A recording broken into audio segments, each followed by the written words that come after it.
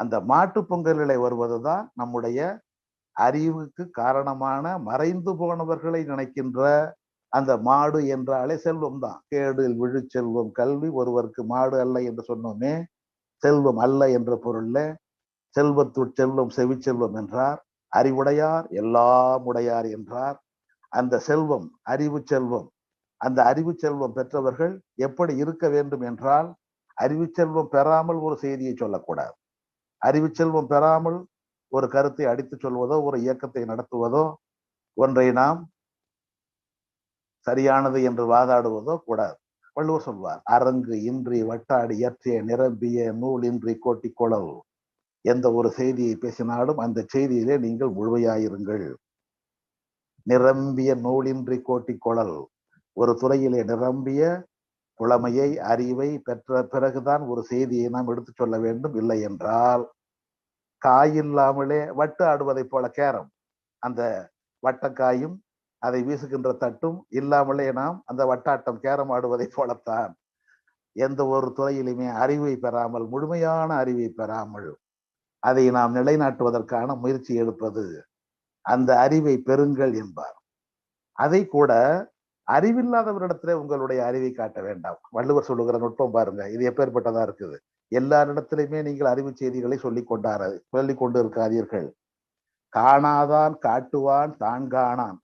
இந்த குரலெல்லாம் விளைங்கிறதே கடினம். காணாதான், அறிவை காணாதவனிடத்திலே காட்டுவான். அறிவு செய்திகளை காட்டுகின்றவர் தான் காணான். தானும் முட்டாளாதான் போயிடும். அடிமுட்டாளிடத்துல பேசினால் நமக்கு அந்த பட்டம் தான் வந்து சேரும். அதனால் யாருக்கு உண்மை காணுகிற விருப்பம் இருக்கிறதோ அவரிடத்திலே மட்டும் அறிவு செய்திகளை பேசுங்கள். பன்றிகளிடத்திலே முத்துக்களை விசாஜர்கள் என்றெல்லாம் சொல்கிறார்களே, வேற நூல்கள்ல வரக்கூடிய செய்தி இதுவேதான். அதைத்தான் வள்ளுவர் சொல்றார். காணாதான் காட்டுவான் தான் காணான், காணாதான் கண்டானாம் தான் கண்டவாறு. இதற்கு என்ன பொருள் என்றால் இப்படித்தான். முட்டாளிடத்திலே போய் நீங்கள் அதிகம் பேசுகிறீர்கள் என்றால் நீங்களும் முட்டாளாகி விடுவீர்கள். எல்லாரிடத்திலும் போய் வாதாடி கொண்டிருக்க வேண்டாம், உண்மையை நிலைநாட்டி கொண்டிருக்க வேண்டாம். அது வீண். ஏன்?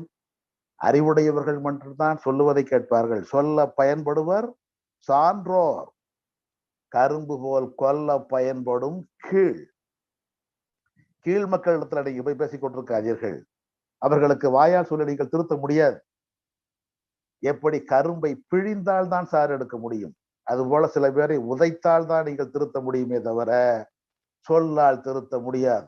கொடிறு உடைக்கும் கூண்கையர் அல்லாதவர்க்கு. வள்ளுவர் எல்லாம் ஒரு வன்முறையெல்லாம் விரும்பியவர் வள்ளுவர். கொடிறு உடைக்கும், கொடிறு என்றால் கண்டம், கன்னத்தை பேத்து எடுக்கணும் பார். ஈர்கை விதிரார் கயவர் கொடிறு உடைக்கும் கூண்கையர் அல்லாதவர்க்கு. எல்லா இடத்திலுமே நியாயம் பேசிக்கொண்டு எல்லா இடத்திலுமே செய்திகளை ஆற அமர விவாதித்துக் கொண்டு இருப்பது பயன்படாது. அதனாலே சான்றோர்களிடத்திலே சொல்லுங்கள். கீழ் மக்களிடத்திலே வாயால் சொல்லி அறிவால் சொல்லி அவர்களை மாற்ற நினைக்காதீர்கள். அடித்தோ உதைத்தோ வேறு வகையான முறையிலோ அவர்களுக்கு புரிய வையுங்கள் என்பார். இதுதான் இந்த மாடு என்ற செல்வத்தை, மாட்டு பொங்கலின் மூலம் அறிவு செல்வத்தை நாம் எப்படி சொல்வது, எடுத்து சொல்வது என்பதற்கான செய்தி இப்படியும் பார்க்கலாம். இந்த 4வது செய்தியோட முடித்துக் கொள்கிறேன். முன்னோர்களை, முன்னோடிகளை, நம்முடைய வாழ்க்கைக்கு உதவியவர்களை ஆண்டுக்கு ஒரு முறையாவது முடிந்தால் கண்ணால் காணுங்கள், இல்லை என்றால் மனத்திலாவது காணுங்கள். பெற்று வளர்த்த பெற்றோரையும், சொல்லிக் கொடுத்த ஆசிரியரையும், வழிகாட்டிய இயக்க முன்னோடிகளையும், அறிவுத்துறையிலே ஏதோ ஒரு வகையிலே நமக்கு அறிமுகம் பெறுவதற்கு காரணமானவர்களையும் எப்படியாவது காணுகின்ற வாய்ப்பை அந்த பொங்கல் நாளிலே, 4வது நாளிலே கடைபிடியுங்கள். அதுதான் காணும் பொங்கல். காட்சிக்கு எளியன் யாரெல்லாம் முன்னோடிகள், யாரெல்லாம் காட்சிக்கு எளியவராய் இருக்கிறதோ, கடுஞ்சொல் இல்லாமல் இருக்கிறார்களோ அவர்களைத்தான் உலகமே மேன்மைப்படுத்தும், மேன்மையாய் பேசும். காட்சிக்கு எளியன் கடுஞ்சொல்லு நல்லடேன் மீ கூறும். அப்படிப்பட்டவர்கள் வேண்டும். அப்படிப்பட்டவர்களை நீங்கள் காணுகின்ற வாய்ப்பை ஏற்படுத்தி கொள்ளுங்கள்.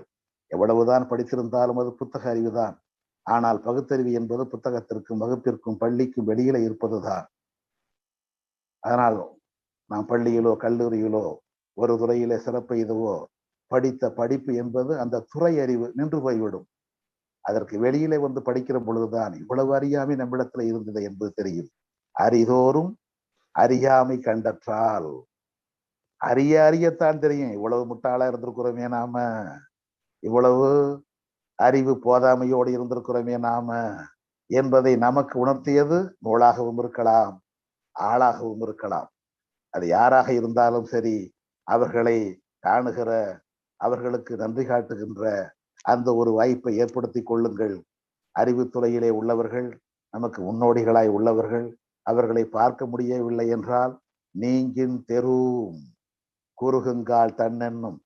விலகி நின்று சிந்திக்கிற பொழுது, நான் அவருக்கு அருகிலே இருந்த பொழுது கூட நான் சரியாக அவரை நான் பயன்படுத்தி கொள்ளாமல் விட்டுவிட்டேனே. நீங்கின் தெரும், அது தொலைவில் இருக்கிற பொழுதுதான் அந்த வருத்தம் வரும். குறுகுங்கால் தன்னென்னும், உங்களை தாங்க நினைச்சேன், பார்க்கணும்னு நினைச்சேன், பேசணும்னு நினைச்சேன் என்று குறுகுங்கால் கிட்ட வருகிற பொழுது மனம் அப்படியே விம்மும்.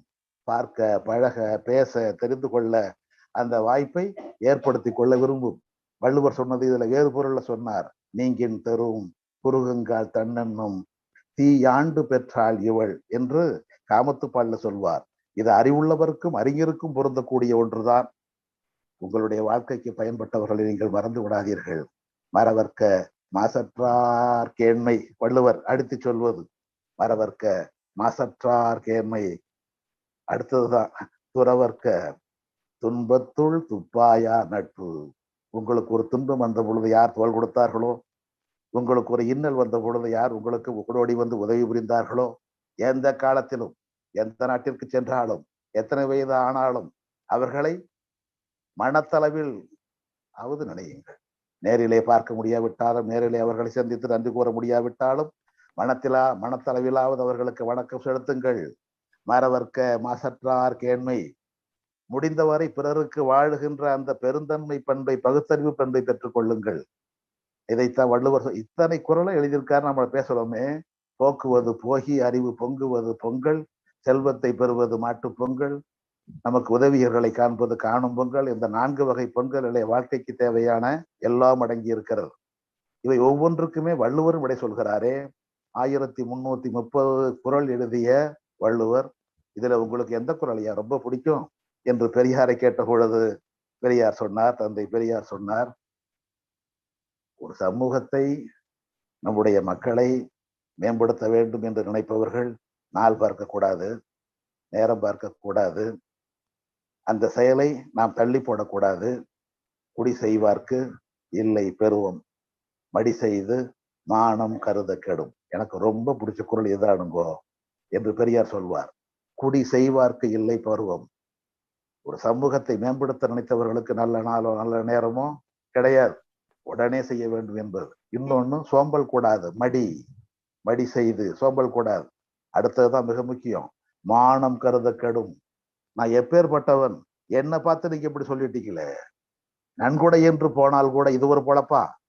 ஏதாச்சும் ஒரு கூட்டம்னு போட வேண்டியது, விடான்னு போட வேண்டியது, வசூல் பண்ண வேண்டியது, சாப்பிட வேண்டியது பேசுவார்கள். உங்களுடைய மானத்தை கேள்விக்குள்ளாக்குவது போல் கூட பேசுவார்கள், அவமதிப்பார்கள். அதை நீங்கள் ஒரு குறையாக, உங்களை இழிவுபடுத்தியதாக நினைக்காதீர்கள். நோயாளியாக உள்ளவன் மருத்துவர் முகத்திலே எச்சில் துப்புவது இயல்பு. நோயாளியாக உள்ளவன் தன்னுடைய நோயை பார்க்கும் மருத்துவர் ஊசியோடு வருகின்ற பொழுது அவரை இழி சொற்களால் திட்டுவது இயல்பு. நாம் எல்லாம் சமூக மருத்துவர்கள். சமூக மருத்துவராய் இருக்கிற நாம் சமூகத்திலே மூட நம்பிக்கை நோய், அறியாமை நோய் உள்ளவர்கள் நம்மை அவமதித்தாலும், நம்முடைய மானத்தையே கேள்விக்கு உள்ளாக்கினாலும் அதை பொருட்படுத்தக்கூடாது.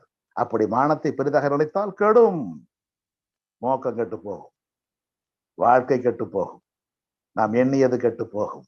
இதைத்தான் வள்ளுவர் சொல்லுகிறார் என்று அந்த குறளைத்தான் எனக்கு பிடித்த குறள் என்பார். குடி செய்வார்க்கு இல்லை பருவம், மடி செய்து மானம் கருத கெடும் என்று பெரியார் சொன்ன அந்த வள்ளுவத்தை, மக்களிடத்திலே பரப்பிய வள்ளுவத்தை நாம் நம்முடைய தமிழ் புத்தாண்டு ஆண்டின் தொடக்கமாக கொண்டிருக்கிறோம். இயேசுநாதரை விட கிபி 31 ஆண்டு கூட்டிக் கொண்டால் வருவதுதான் வள்ளுவர் ஆண்டு. இந்த ஆண்டு 2053ஆம் ஆண்டு. அதுவும் இன்றைய நாள் இருக்கிறதே, இன்றைய நாள் தான் நம்முடைய அறிவு மரபை புதுப்பிக்கின்ற முதல் முயற்சியை தொடங்கியவர்களே, முன்னோடிகளிலே ஒருவரான பெரியாருக்கு மிகவும் பிடித்தவரான வள்ளலாருடைய நினைவு நாள். பெரியார் அவர்கள் பிறப்பதற்கு 5 ஆண்டுகளுக்கு முன்னாலேயே மறைந்து போனவர் வள்ளலார். அந்த வள்ளலாருடைய நினைவு நாள் இது. நான் இறைவன் பெயரிலே உறுதிமொழி எடுத்துக்கொள்ள மாட்டேன் என்று நாடாளுமன்ற பதவியை விட நாத்திகத்தையே பெரிதாக நினைத்த சார்லஸ் பிராட்லாவினுடைய நினைவு நாள் இன்றைக்குத்தான். விபூதி வைத்துக் கொள்ளுங்கள், பொட்டு வைத்துக் கொள்ளுங்கள், ஏதேனும் ஒரு மத சின்னம் வைத்துக் கொள்ளுங்கள் என்று வற்புறுத்திய பொழுது எந்த மத சின்னத்தையும் அணிய மாட்டேன் என்று உறுதி காட்டியவர், கடைசி வரை அப்படியே வாழ்ந்து காட்டியவர் காந்தியடிகள். அவர் ஒரு மத வெறியனால் சுட்டுக் கொல்லப்பட்ட நாளும் இந்த நாள் தான். அப்படிப்பட்ட நாளிலே உலகத்தின் பல திசையிலும் இருக்கின்ற நம்முடைய தமிழ் உறவுகளோடு இந்த பொங்கல் நாளையும் புத்தாண்டு நாளையும் வள்ளுவர் நாளையும் இணைத்து பார்க்கின்ற ஒரு நிகழ்ச்சியிலே பங்கேற்கின்ற வாய்ப்பை வழங்கிய அனைத்து பெருமக்களுக்கும் என்னுடைய வணக்கத்தையும் நன்றியையும் தெரிவித்து நிறைவு செய்கிறேன். வணக்கம்.